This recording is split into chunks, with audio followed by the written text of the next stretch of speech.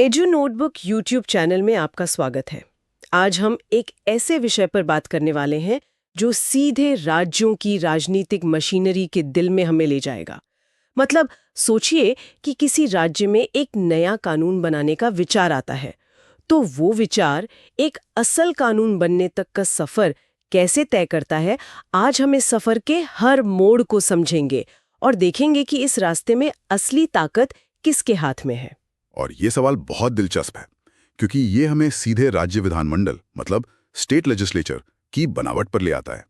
हमारे संविधान ने राज्यों को अपनी सरकारें चलाने की शक्ति दी है और विधानमंडल इसी शक्ति का केंद्र है। लेकिन ये काम कैसे करता है?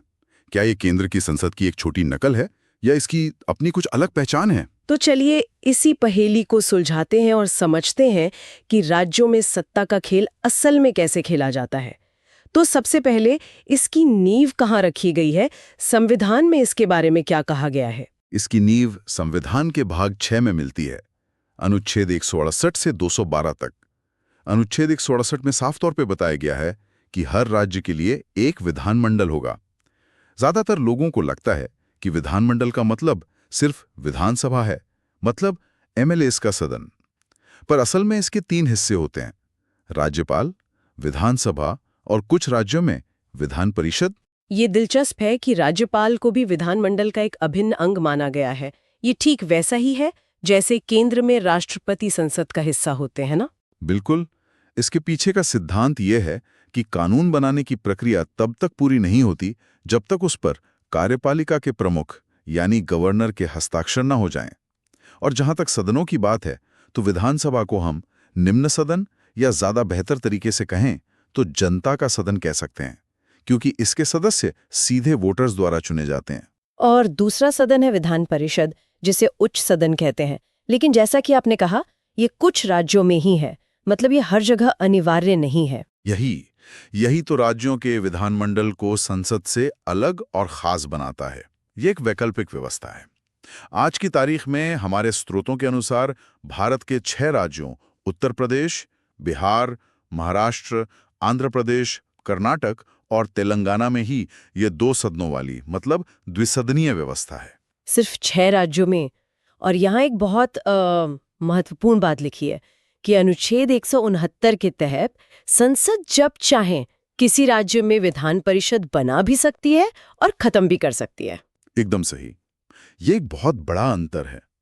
अगर किसी राज्य की विधानसभा एक प्रस्ताव पास कर दे एक स्पेशल मेजॉरिटी से, तो संसद कानून बनाकर वहां परिषद का गठन कर सकती है या उसे समाप्त कर सकती है। तो चलिए अब विधानसभा को थोड़ा और गहराई से समझते हैं। इसके सदस्यों की संख्या के बारे में क्या नियम है? अधिकतम संख्या 500 और न्यूनतम 60 तय की गई हैं। हालांकि सिक्किम और गोवा जैसे छोटे राज्यों के लिए इसमें कुछ अपवाद हैं और इनका कार्यकाल 5 साल का होता है, लेकिन राज्यपाल समय से पहले भी इसे भंग कर सकते हैं। और यहाँ आरक्षण का भी प्रावधान है ना, अनुच्छेद 332 के तहत। हाँ, अनुसूचित जाति और अनुसूचित जनजाति मतलब एससी और एसटी समुदायों के लिए सीटों का आरक्षण भी है। ठीक है, अब आते हैं विधान परिषद पर, जिसका चुनाव काफी अलग और जटिल लगता है। यहाँ तो विधायक भी वोट करते हैं और शिक्षक भी। ये सिस्टम इतना कॉम्प्लेक्स क्यों है? यहाँ पर जो बात आकर्षक है वो है इसका अप्रत्यक्ष चुनाव और इसके पीछे की सोच। विचार ये था कि कानून बनाने की प्रक्रिया में सिर्फ चुने हुए राजनेता ही ना हो, बल्कि समाज के दूसरे क्षेत्रों के विशेषज्ञ और अनुभवी लोग भी शामिल हों। ये निर्वाचक मंडल काम कैसे करता है? ये जो 1/3, 1/12वां, ये सब क्या है? इसे आसान बनाते हैं। मान लीजिए किसी परिषद में 60 सदस्य हैं, तो उसमें से लगभग 20 सदस्य यानी 1/3 राज्य के एमएलएस चुनेंगे। फिर लगभग 20 और सदस्य, वो भी 1/3 स्थानीय निकायों जैसे नगरपालिका और जिला बोर्ड के सदस्य चुनेंगे। ठीक है, तो 60 में से 40 सदस्य तो राजनेता ही चुन रहे हैं एक तरह से। बाकी 20 का क्या? बाकी 20 में विविधता है। लगभग 5 सदस्य, जो कि 1/12वां हिस्सा है, राज्य के शिक्षक चुनते हैं। उतने ही यानी 5 और सदस्य राज्य के ग्रेजुएट्स चुनते हैं और बचे हुए 10 सदस्यों को, ये मतलब 1/6 हिस्से को, राज्यपाल सीधे मनोनीत करते हैं। अच्छा, ये लोग साहित्य, कला, विज्ञान जैसे क्षेत्रों से होते हैं? बिल्कुल। तो इसका असली मकसद राजनीति से बाहर के विशेषज्ञों को कानून बनाने की प्रक्रिया में एक आवाज देना था। समझ गई। तो ये एक तरह का थिंक टैंक बनाने की कोशिश थी। लेकिन क्या एक एमएलए और एक एमएलसी बनने की योग्यताओं में कोई अंतर है? हाँ, एक मुख्य अंतर उम्र का है। अनुच्छेद 173 के अनुसार दोनों के लिए भारत का नागरिक होना तो जरूरी है, लेकिन विधानसभा यानी एमएलए बनने के लिए न्यूनतम आयु 25 साल है, जबकि विधान परिषद यानी एमएलसी बनने के लिए न्यूनतम आयु 30 साल है। और अयोग्यता के क्या आधार है? मतलब डिस्क्वालीफाई कैसे किया जा सकता है? अनुच्छेद 121 में इसके आधार दिए गए हैं, जैसे कोई लाभ का पद धारण करना, या फिर जो सबसे महत्वपूर्ण है, 10वीं अनुसूची के तहत दल बदल कानून का उल्लंघन करना। ठीक है, तो सदस्य चुन लिए गए, सदन बन गया। अब सदन की कार्यवाही को चलाता कौन है? स्पीकर की क्या भूमिका होती है? स्पीकर सिर्फ एक मॉडरेटर नहीं होते, वे सदन के संरक्षक होते हैं और उनके पास बहुत ताकत होती है।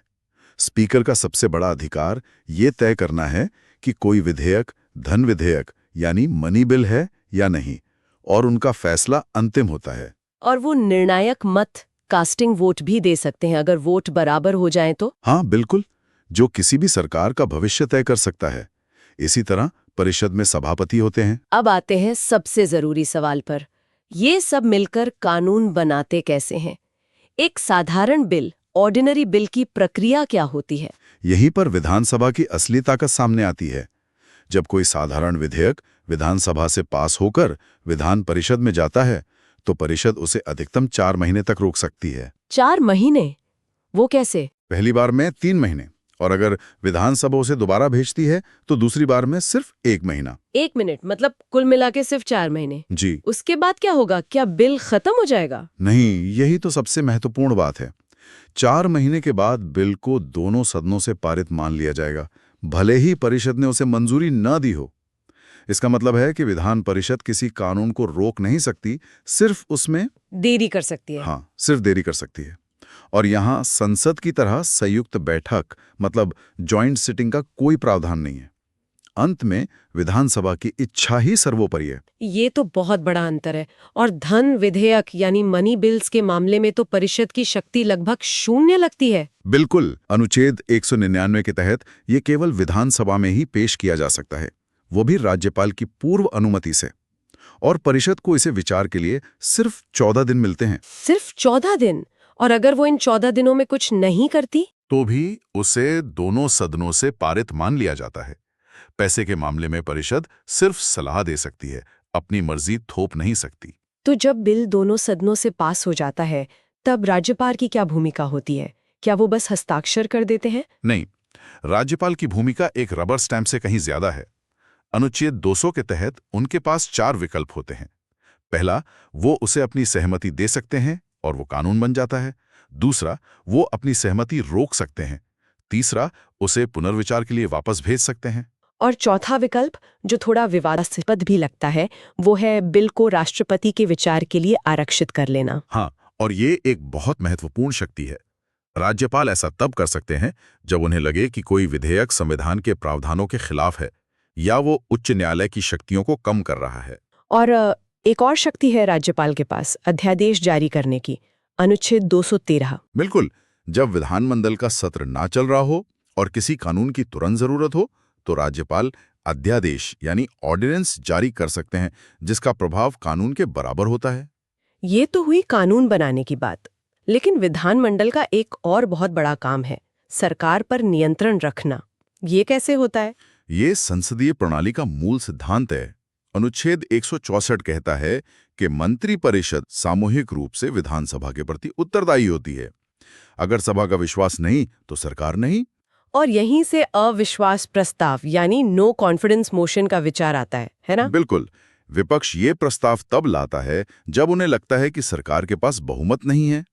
अगर अविश्वास प्रस्ताव पास हो जाता है तो पूरी मंत्रिमंडल को इस्तीफा देना पड़ता है, और ये शक्ति सिर्फ और सिर्फ विधानसभा के पास है।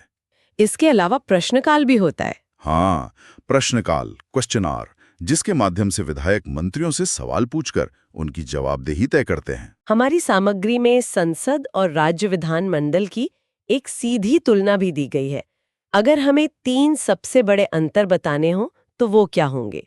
पहला और सबसे बड़ा अंतर संयुक्त बैठक का न होना। दूसरा अंतर उच्च सदन की प्रकृति का है। राज्यसभा एक स्थायी सदन है, जबकि विधान परिषद को समाप्त किया जा सकता है। और तीसरा? तीसरा अंतर साधारण विधेयक को रोकने की शक्ति में है। राज्यसभा किसी साधारण बिल को 6 महीने तक रोक सकती है, जबकि परिषद के पास ये शक्ति सिर्फ 4 महीने की है। ये तीनों अंतर मिलकर दिखाते हैं कि राज्य स्तर पर शक्ति का संतुलन साफ तौर पर विधानसभा के पक्ष में झुका हुआ है। एक आखिरी सवाल केंद्र शासित प्रदेशों को लेकर है। दिल्ली और पुडुचेरी में भी विधानसभाएं हैं, क्या वो भी इसी तरह काम करती हैं? मोटे तौर पर हाँ, लेकिन एक बड़े अंतर के साथ। दिल्ली के मामले में पुलिस, भूमि और लोक व्यवस्था जैसे महत्वपूर्ण विषय केंद्र सरकार के अधीन हैं, राज्य सरकार के नहीं। यह केंद्र और दिल्ली सरकार के बीच टकराव का एक बड़ा कारण भी रहा है। तो आज की इस पूरी चर्चा का सार यह है कि राज्य स्तर पर विधानसभा ही असली शक्ति केंद्र है। चाहे वो कानून बनाना हो, बजट पास करना हो या सरकार पर नियंत्रण रखना हो, हर मामले में उसका पलड़ा भारी है। बिल्कुल। विधान परिषद की भूमिका मुख्यतः एक सलाहकार या पुनरीक्षण करने वाले निकाय की है। वो किसी कानून पर दोबारा सोचने के लिए मजबूर कर सकती है, लेकिन उसे रोक नहीं सकती। जैसा कि निष्कर्ष में कहा गया है, परिषद केवल विलंबकारी मतलब डिलेटोरी है। Thank you for watching.